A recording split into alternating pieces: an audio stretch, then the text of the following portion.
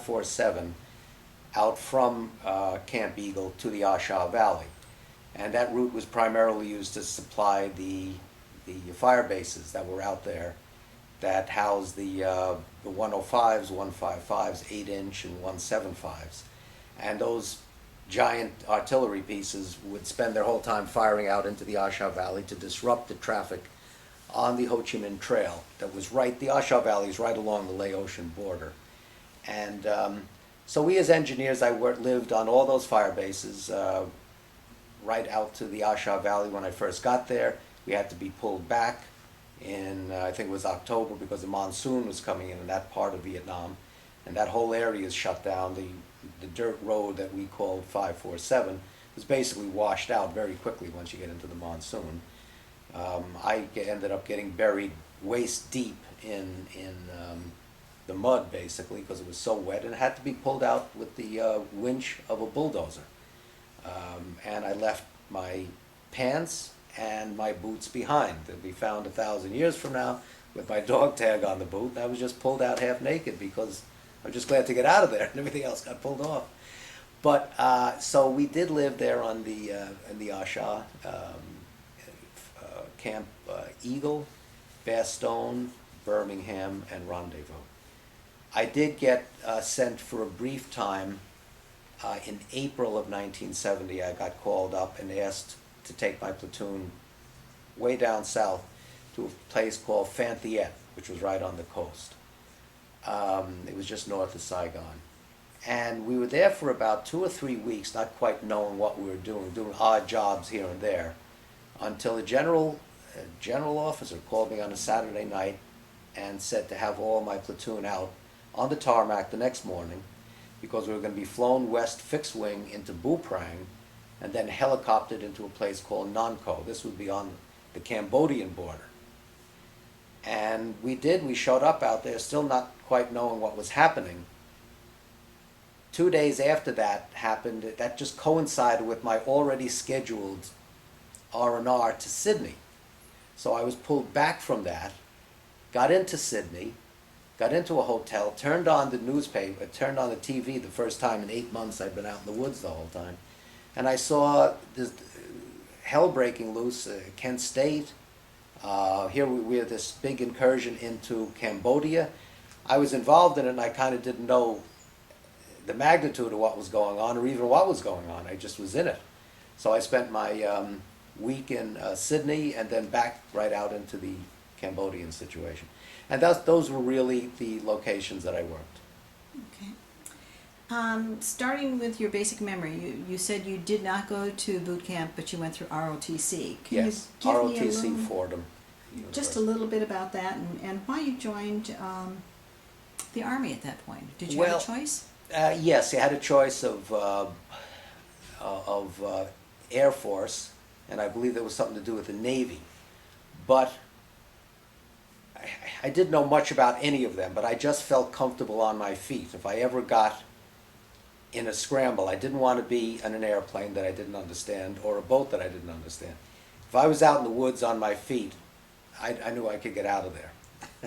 So I felt comfortable with. My brother had been in the Army 14 years earlier, and he had many very interesting tales about it, and I thought I'd just join the Army. So ROTC was offered. It was a shortened course because the war was building up in Vietnam. I graduated from Fordham in 1968. So I joined the Army in, I guess it was 66, for the first of 2 boot camps, summer boot camps. One at Indian Town Gap, and then one at, I forget where the second place was, but nevertheless. So I had a 2-year experience with ROTC, which made me a commissioned officer when I graduated from college. And I went with a couple of friends, and it was kind of the thing to do. I knew eventually I'd be drafted probably anyway, so I might as well go as an officer. And I had no qualms with the whole concept of the war to begin with. I was on board, so I said, let's go. Do you remember any of the instructors that you had to deal with along the way? Yes, there was I remember a Sergeant Cooksey, tough southern boy, probably not too many years older than we were, but boy, he was just a tough old guy. Old, was he 25? I don't know.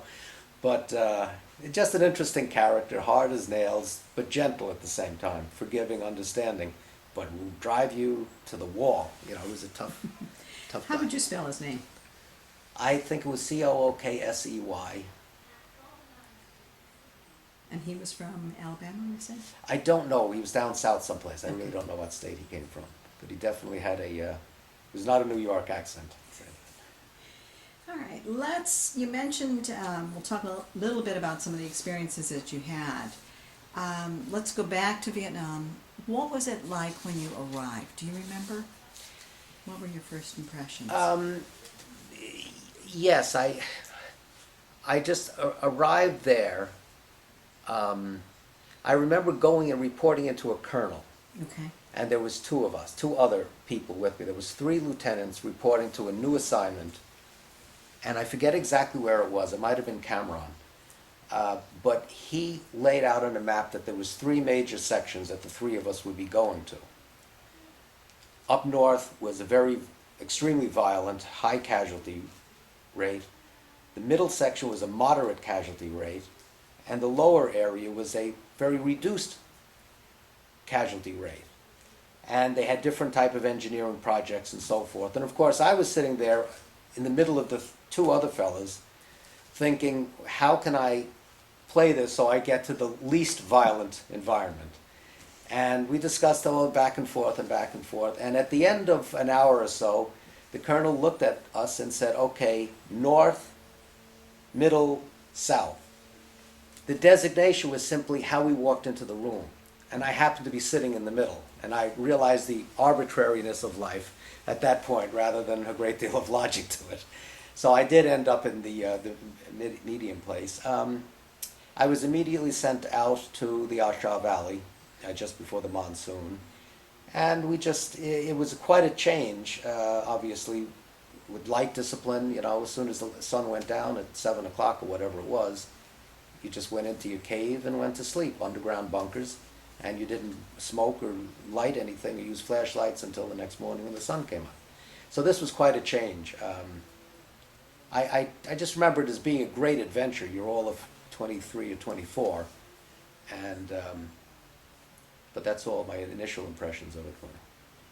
Could you, if you had to put everything together, describe a typical day for me? Well, we'd wake up,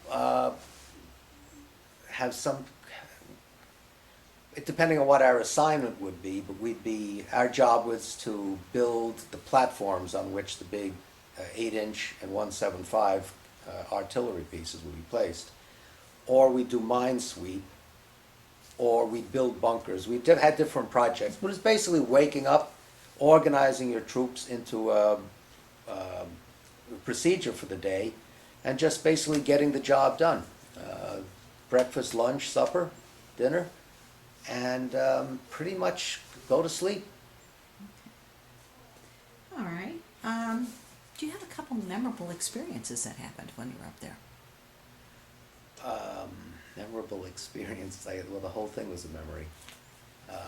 Anything stand out in your mind? Well, just the friends I met, I suppose. There wasn't any particular. There was the usual rockets at night, getting dragged out of bed for that. There was being fired at a few times. There was a few kids young men that we lost, which was tragic. But I guess I can't say any noteworthy incidents, other than making some good friends that I've held on to for 40 years now. So. All right. Yeah, I know at one point you mentioned that the donut alleys came out. Yes, they did. Right.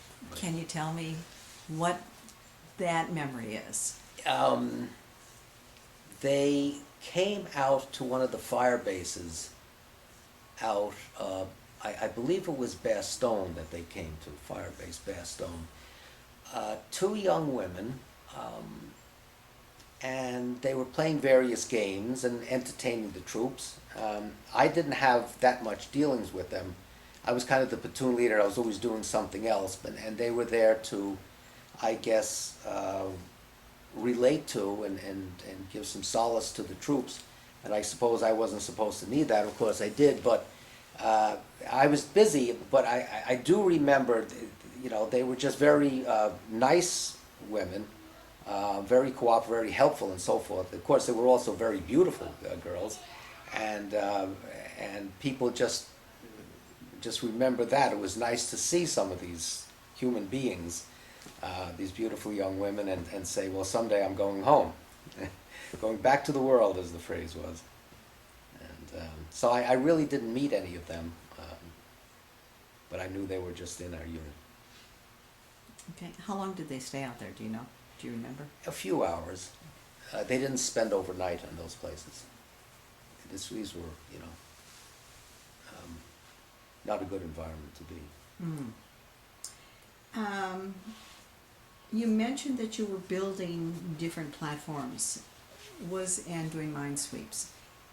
Was there a particular format for building the different platforms, or did you have different crews that did the mine sweeps? Can you elaborate on that? Well, the mine sweep was, the time mine sweep was various techniques, but one guy had a great technique. He took a 5-ton dump truck, revved it up as fast as he could go, and ran down the road with it on the basis that if he set off a mine, it would blow off to the rear into the pan in the back and not hit him in the cab. So his approach was to just tear down the middle of the road as fast as possible. Very effective, and he did well. Whenever he did get hit with something, it did blow off the back tires.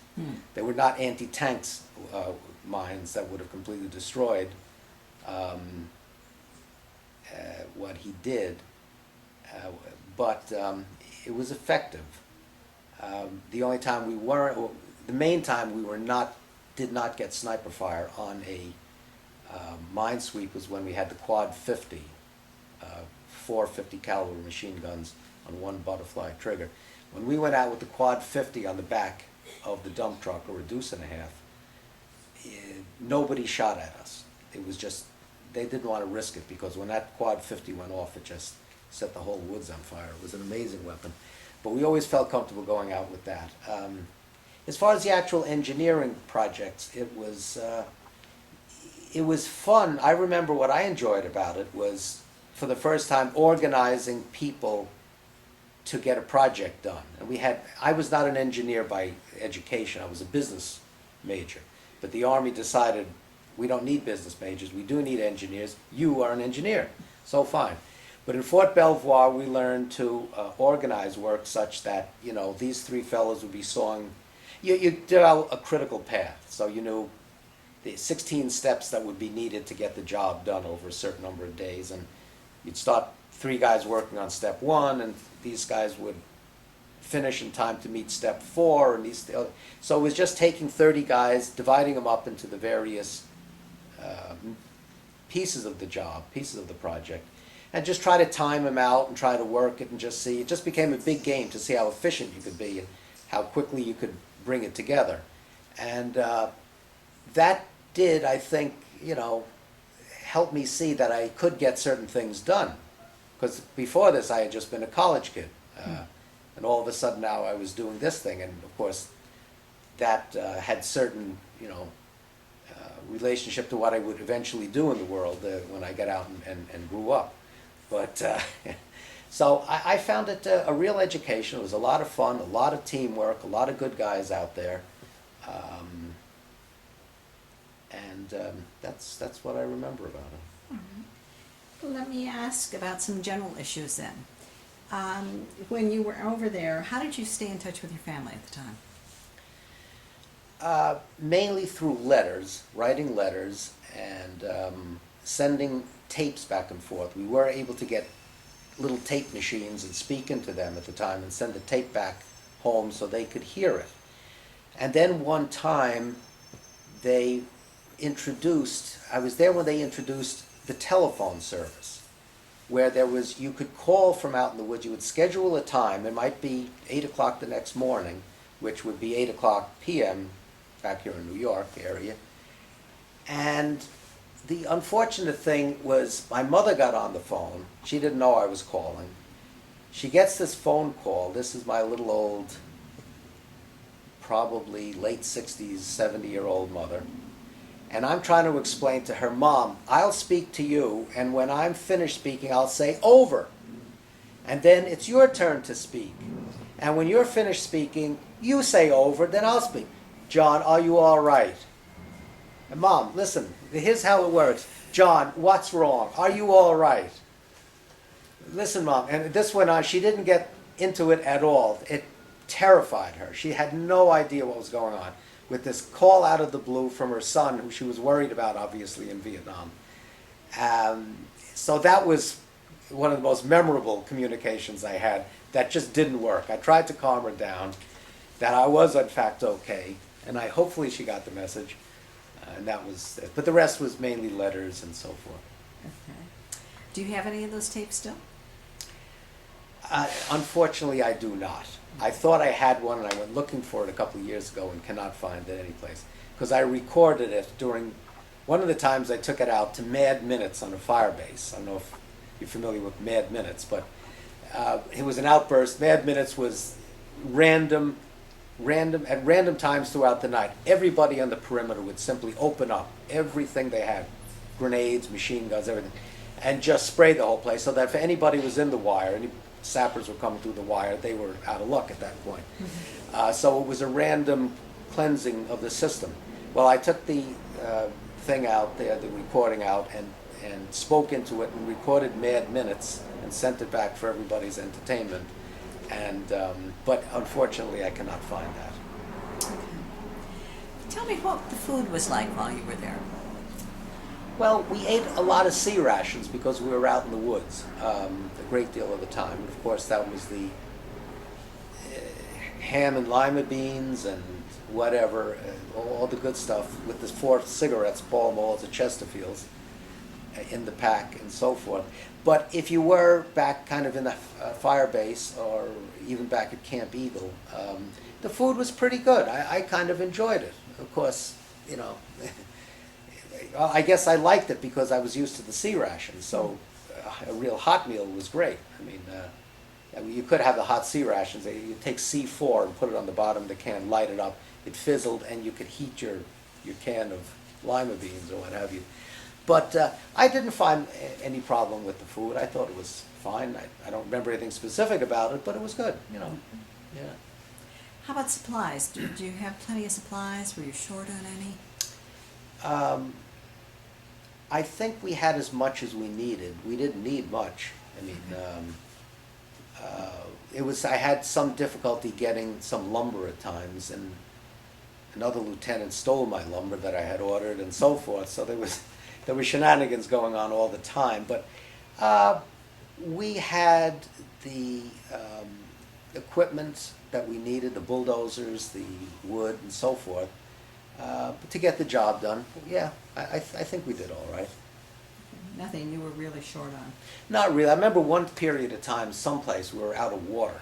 It was just, and they brought in these big tanks of water, and it was all black. For some reason, it just got black. It was dirty or something, although they said it was chemically treated and very clean. But I couldn't get into drinking it somehow, and I remember being very dehydrated for a few days. I just couldn't get myself to drink this water. But that was just one incident. I forget where. That might have been the Cambodian escapade, where we were really reeked going out someplace. But generally, I don't remember being short of anything that I truly needed. Okay. Did you feel pressure or stress at any point that stands out in your mind? I think you felt a nervous pressure all the time. Getting rocketed at night or just being alone. I mean, I remember one time when we finally closed down Camp Fire Base Rendezvous on the Asha Valley before the monsoon. There was a Colonel Blackjack up at the head of the battalion that was running the 101 at the time, the 101st, that was in charge of that base. And he said he wanted to leave behind about 10 of us engineers, to shut down the base after the 101st Infantry had pulled out on helicopter. And our job was to deny the enemy, to destroy the barbed wire, to destroy the wood, to destroy everything so that the abandoned base camp would not have anything left behind for the enemy. I remember going into him and saying, you know, the night before everybody was leaving, I said, you know, I'm kind of nervous. You're leaving 8 or 10 of us out here, engineers. I mean, I hope you're providing some support for us. We're going to be out here alone while the entire couple of hundred guys pull out. He said, don't worry, I'll send you a pink team. A pink team at the time was a Loach, which is a light observation helicopter, and a Cobra, or maybe 2 Cobras, I forget.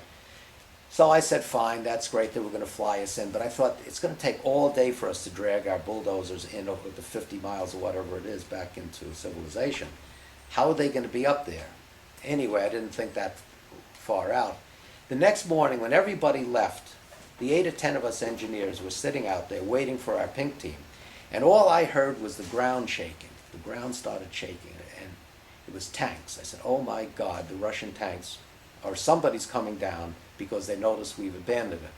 So we all, honest to God, we locked and loaded, fixed bayonets, and I was very, very nervous. I mean, I thought, just head east, I know where east is, just start running when things happen, and we were ready to go for it. There was only 8 or 10 of us, and you talk about the psychological warfare of tanks. It was very true. I mean, that ground was shaking and the noise, you can't tell exactly where they're coming. I was terrified. I said, where's my pink team? Where's the famous pink team? Long story short, it was American tanks. The colonel, without telling us, had realized what I kind of realized, that the helicopters aren't going to stay up there. He sent a couple of tanks out to guide us back from rendezvous back to there. But I didn't know that. All I had is that terrifying 10 or 15 minutes listening to these approaching tanks, thinking they were the bad guys and we were cooked. That was very nerve-wracking. Being woke up at night, just traveling the roads, trying to get in before the sun went down because you had to be off the roads. I went through Pleiku en route to the Cambodian thing. I visited a friend in Pleiku. It was just a constant set of nervousness, or I wouldn't say terror. I was never terrified of anything happening. Thank God nothing ever really happened to me directly that was so immediate or so confrontational that I was really terrified. But there was exchange of fire, there was rockets, and just the general aura of it was just a constant state of being nerve-wracked. Grandpa, I'm having a bagel. Okay. Why don't you go out and talk to Grandma about it? Okay. He'll love that 30 years from now. Did you have anything that you carried as a good luck charm while you were there? Yes, and I still have it. Our next door neighbor, we lived in the Bronx when I grew up, and our next door neighbor, Patty Quinn, for some reason gave me a little 3 or 4 inch high cross made of glass, which was a vessel for holding holy water. Patty Quinn gave me this thing, and I took it and I put it in the bag and thought, my God, you know, a piece of glass with water in it going through a whole year in Vietnam, that's not going to, that's history. The truth of the matter is I dragged it around with me the whole time and it never broke. And I still have it, and it's still inside. So I guess, I never intended it to be such, but it's sort of halfway through the 6 months I looked at it and said, well, how did this last? And it did, and so I guess that would be my good luck charm. That's very nice of them. How about entertainers? Did you have entertainers come out to your fire bases, or did Yes. you get to see any of them? Yes, they did. We had Australians come out there and Filipinos. We were the engineers, of course, so we built a stage with a little roof on it out in the middle of nowhere, and that was used by, I remember, Filipino people, and I remember Australian groups coming out there. And they'd come out once a month, I think, so I remember seeing 5 or 6 of them. And I did, while back in Camp Eagle, get to see Bob Hope and the Gold Diggers in the Christmas, I guess it was Christmas Day of 1969. I came back, we were all coming in out of the woods, to kind of have Christmas back there in Camp Eagle. And I hopped in a truck someplace and got to the other side of the camp, and I saw Bob Hope. So it was, so that was good. That was entertaining. Any impressions about seeing him or seeing the Gold Diggers at that point? Only that I knew it was an absolutely wonderful historical event. I kind of had the feeling all the way through this that I was, watching history in the making. I kind of had it in the back of my head, as horrible as everything was, and some of the things were unpleasant. I just knew it, and I just remember saying, I saw the Gold Diggers and Bob Hope on Christmas in 1960. That's wonderful. I mean, I was so far away from the actual image, the actual people. It wasn't that I had a front seat to see the entertainment. It was images at a distance. Mm-hmm. And so it was entertaining, but it was more the idea of having been there more so than being there. Okay. You mentioned you went on R&R. Yes. You went to Sydney? I went to Sydney, Australia, you're right, for a week in May of 1970. I also took a leave later on and went to Hong Kong with two friends. But Sydney was the first, yes. How long were you in Hong Kong? Hong Kong was a week. I think it was a 7-day leave, as was the week in Sydney. Okay. Any other travel that you did while in service? No, I visited Hong Kong, Sydney, Laos, Cambodia, and Vietnam. Now, rather unusual question. Do you remember any particular humorous events or pranks that were pulled while you were there? Yes, I mean, when we were back in the base, I remember one time there was three or four lieutenants. These are the guys I'm still friends with. One guy was Dennis Kiefer, and I remember. And how do you spell his last name? Kiefer, Dennis Kiefer.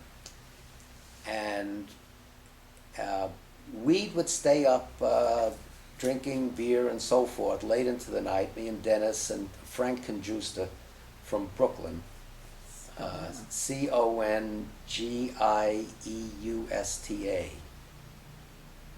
Frank Conjusta, and a couple of other guys. We'd stay up drinking, raising hell at night. And I know that every morning Dennis would come out of there, open this little refrigerator, grab a canteen of water, open it, and just down. He'd down it in a quart of water in one shot.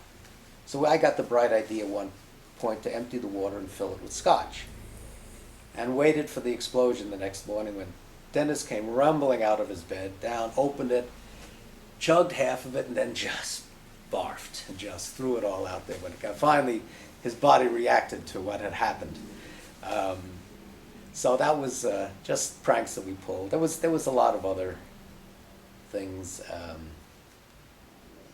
can't remember any of them right now, but we were always joking around about something or other. Okay.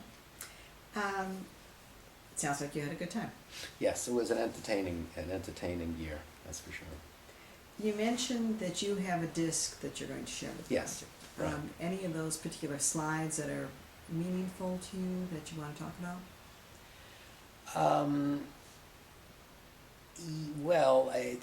The slideshow. Why you put it together that way? Well, it was just a chronological presentation of my time there, taking me from Camp Eagle and the rats that we had there, and then out to the Asha Valley, and all the children that we met along the way, and the people. A lot of the Vietnamese people, we really had a very good relationship with them. When we built that Route 547, I remember the Vietnamese coming and asking us, could they use it for their logging, for their pulling the logs out. And at that time, the area we were in was very heavily wooded. And we said, of course, you can use it. They did have an accident one time with their truck, and we had to call in helicopters, fly the Vietnamese out to, I guess they went to our hospitals. I don't know where they actually went, but we called in to medevac those people who were working on it. But what I do remember, I did go back to Vietnam 11 years ago, in June of 2001, I took my 19-year-old son back because I wanted to go back at that time at the 30-year point to see if the entire Tuitin Quang-Tri provinces were bald.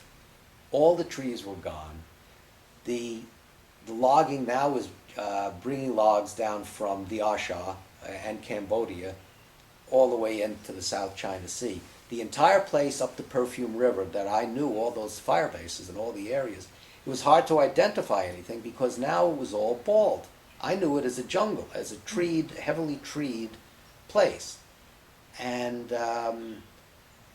so it was just a fascinating situation. So some of the pictures I have are pictures of the people that were on those routes. The children were always entertaining, fascinating to me. And of course, the Cambodian experience. And it was just life, work, a lot of the projects, a lot of the guys I hung out with and so forth. I'm still in contact with Kiefer and Conjusta, both basically guys I never knew before. Before I went to Vietnam, and we still get together at least every Christmas, and quite frequently other times too. Where are they located? Dennis grew up in Long Island and is now he retired and is down in Virginia. Frank grew up in Brooklyn and is still in Brooklyn. His career was as a fireman in Brooklyn. And after 9/11, he left the fire department. He was having some heart difficulties and so forth. But anyway, Frank was the guy who stayed behind an extra 6 months in Vietnam to adopt a child, basically a newborn baby. It wasn't his at all, but it was just, he had been doing part-time work in an orphanage just north of Hue, west of Hue, along the Perfume River. And he just wanted to bring home a child.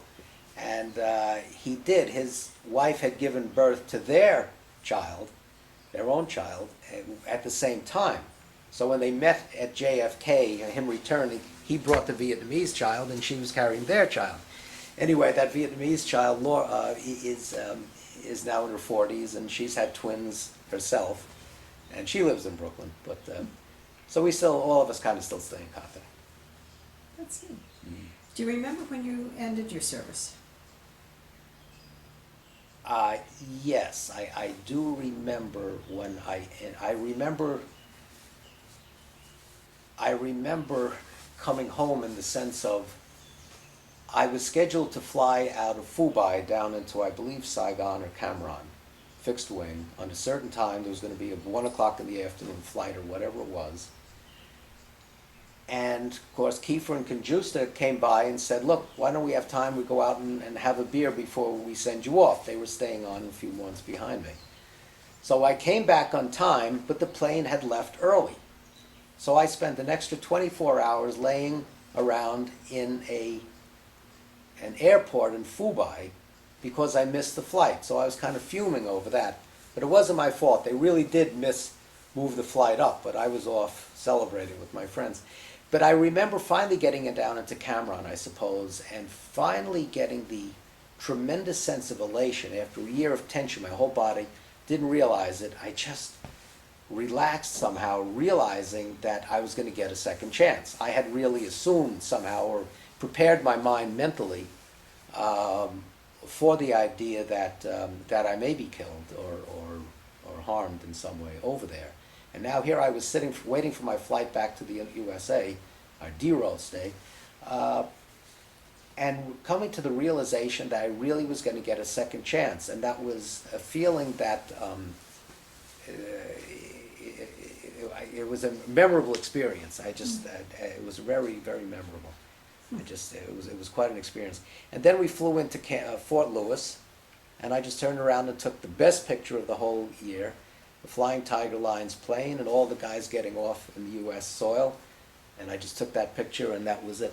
I don't remember much about, there was a lot of paperwork and so forth, and then there was a flight home, but I don't remember too much about that. Okay. Did you go back to school after you came back? Yes, I signed, I was getting a master's degree at Iona, an MBA in finance. Starting September that I got back. Did you use the GI Bill for that? Yes, I did, yes. Now, you mentioned that you had several good friends, Dennis and Frank specifically. Right. Others that you have stayed in that you remember? Oh, yes, well, Jack Dunn was a fellow I went to college with and actually went through ROTC with. But I didn't see him in Vietnam. I saw him in Vietnam, just visited with him. He was in the 4th Division, the IV Division in Pleiku. And I passed through and took a day off, a helicopter ride, to say hello to him. That was en route to Cambodia. But that's about it, I think. I mean, there's a lot of the college friends that I still hang out with now who were in Vietnam, but I wasn't that close to them then, although I am more so now. Okay. Have you joined any veterans organizations? The VFW. Yeah, right. Here in? In Connecticut, yeah, right. Just in Connecticut? Yeah, in Westport. Okay. Yeah. Are you part of their board, or? No, I have not actually participated. Okay. Just in any of general their membership activities. then? Just general membership, and I enjoy the newspaper and so forth. Okay. Any reunions you've been to? No, we have not been able to find a reunion, other than with my own buddies. But as far as a unit reunion, we've never heard of it. I've kept my eye open for it, but no. Have you been down to Washington? Yes. And what do you think about that? Yeah. Very mixed feelings, obviously, with the whole concept of Vietnam was always a very. I mean, when I came back from Vietnam, I was very troubled for about 10 years because I thought we had lost something, and here we had committed 58,000 lives to it, more than that considering the casualties, and somehow we abandoned the Vietnamese, and I was quite saddened by that. But I got a lot of support. It was just funny, completely unrelated to Vietnam. I decided that I'd read the great books. Long story short, I read one of them. Somebody said the greatest book ever written was War and Peace by Tolstoy. I said, fine, let me read that. I read it, and I found, much to my amazement, that Tolstoy had written about the Vietnam War 100 years before Vietnam occurred. He wrote it back in the mid-1800s. And what happened, it gave me a certain feeling of that kind of I am not alone situation, that this has happened before. The whole idea of Napoleon, hands down winner, going off to fight with these very poor generals in Russia who had never been at war before, didn't have the experience, didn't have the manpower, didn't have the facilities at all. They could not possibly win against Napoleon. Weren't we the same, going off, the most powerful army in the world, going off fighting with people in flip-flops? But that was only one. There was a million There was a million similarities between what happened in War and Peace and what happened to us in Vietnam.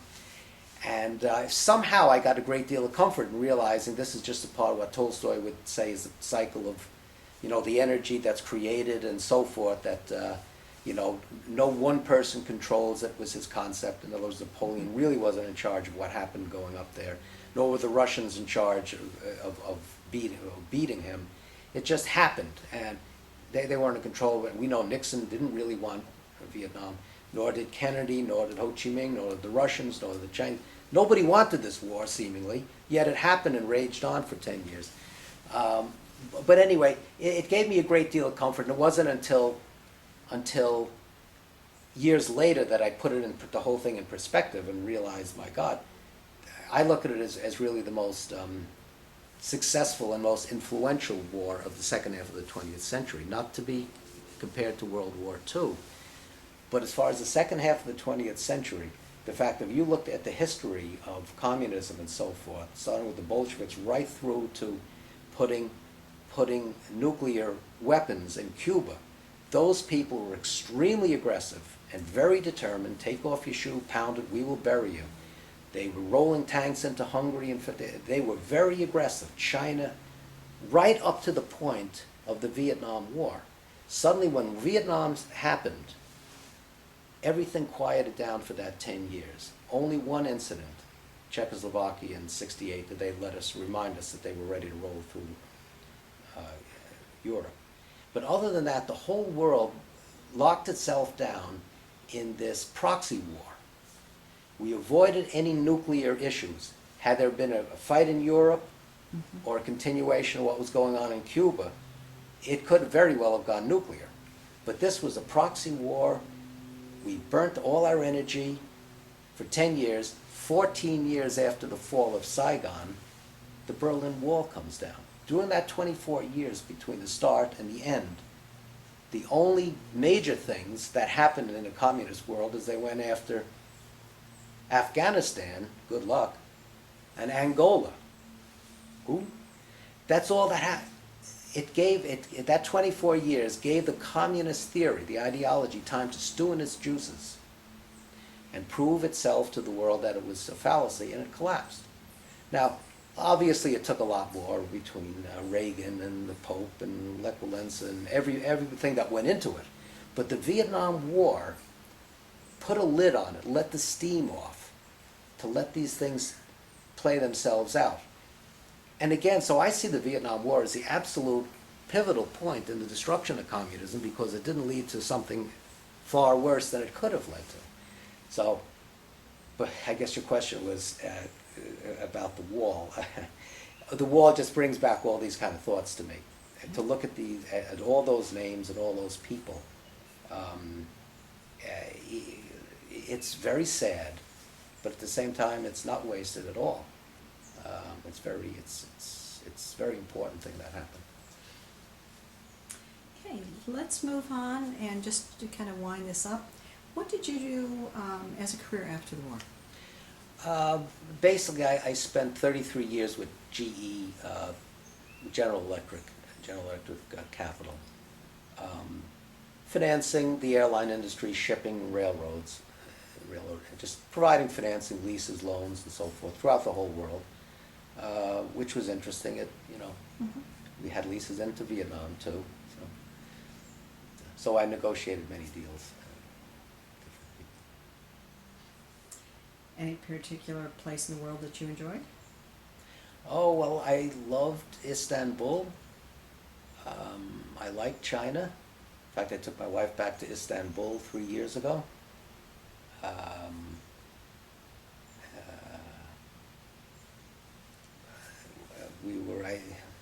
Iceland. I was in Iceland. I found that very interesting. But we were all through South America. There were so many places that I enjoyed going to and want to go back. That I'll just have to do it now that I'm retired. All right. In general, when you think about the war, I know you've just briefly talked about it, and you talk about the military. Is there something that stands out in your mind other than what you were just talking about at the wall, of the experience about the military? What influenced your thinking? Can you put that into words? You mentioned once it gave you the organizational skills. Well, yeah, I think when I came back from Vietnam, especially in the military in general, I think I was always an adventurous person, even as a kid. But I did not want, when I came back, a very staid life. I wanted a kind of an adventure. And that's why my personality fits so perfectly with the adventurous life we had at General Electric. I mean, it was a very people-oriented, going all over the world, cutting deals, making deals. There was lots of wins and loses. There was great relationships. There was great escapade. It was very episodic life. And it was not a run-of-the-mill kind of situation. Every day was different. Every day was crazy, but it was so much fun that it kept me juiced. And I came back from Vietnam with the confidence that I could do that, that I could do something more than just kind of a kind of a staid, normal job. I wanted something for fun. Mhm. And so that's why me and GE worked very, very well. Did it affect your life in any other way, do you think? Um,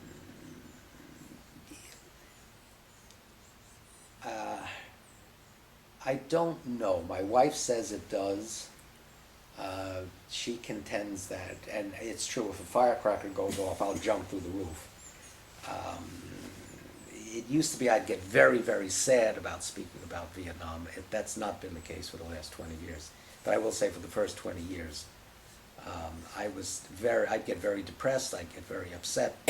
And again, it's not because I had some particular incident that I saw, it was just the whole aura of the situation and the horrible feeling that maybe we lost something. Mm. You know, that maybe it was pointless. That was a devastating feeling to me.